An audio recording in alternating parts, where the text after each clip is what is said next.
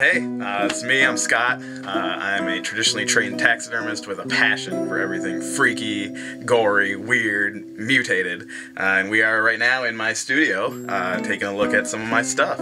I had originally just gone intending to do normal taxidermy. I wasn't gonna do weird freak mounts or anything like that. It was just going to be totally normal. But I mounted this beaver, and for some reason I just felt compelled to cast a bloody thumb and put that on the bottom, and there was like blood dripping out of this beaver's mouth, and all my taxidermy fellow students would come up and look at it and be like, "Scott, beavers don't eat thumbs." A lot of times I'll actually go pick up roadkill, so I have stuff in the back of my car at all times, ready to go. Gloves, knives. It's pretty similar to like something that Dexter might be carrying around, but I don't know if it's more or less creepy. Probably one of my most popular, one of my favorite pieces is called House Cat number 1. It is a white house cat with kind of zombified, with its bottom jaw missing, its kind of tongue hanging down. It's very over the top, very gross, very horror movie aesthetic. This was a cat that I actually found on my way to work in the morning. This is why you always have to have your roadkill kit prepared. You never know what you're gonna find. He was smushed pretty flat. In fact, when I ended up skinning him and opening him up, I found his contents from his stomach pushed all the way into the skin of his arms. So that was pretty grotesque, even for me, even for a taxidermist. You do have to have a strong stomach to be a taxidermist, but that doesn't mean that sometimes you don't want to barf all over whatever you're working on.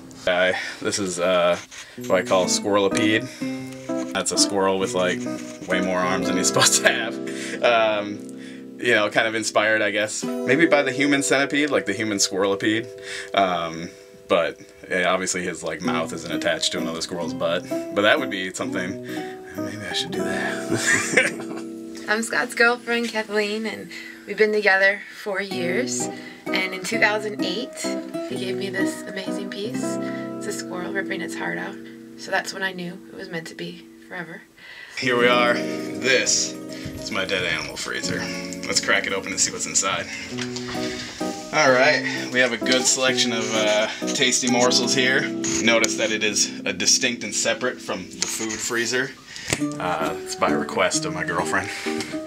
A couple of packages of frogs, which I use in my work a lot. It's one of the more surreal things when I have to go buy stuff like this at Asian grocery stores, because a lot of times I have to pretend that I'm gonna eat them, just to avoid an awkward language barrier conversation where I try to explain that I'm making art from these animals.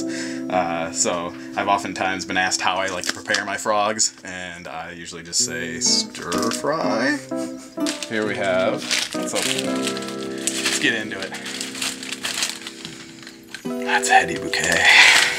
Gotta strike while the iron is hot, or while the dead animal's still steaming. This is another, this is one of my favorite pieces. It's one of my oldest pieces. This is entitled Raccoon Head in Cereal Bowl.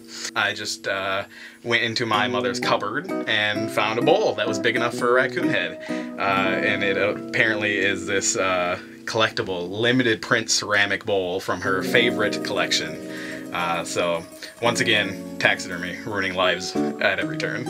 The great thing about taxidermy is that there's always this point where the mount gets to this state where you never think it's going to look right again. It's just this disgusting pile of fur and blood and mess, and then through hard work and patience you end up making it look like, in my case, a pile of blood and guts and mess, but like undiscovered creatures, bizarre mutations, all that stuff is just so fascinating to me that I like to at least take some of it and make it into something that's real, manifest. No one else was going to make them, so I had to learn how so that I could make them.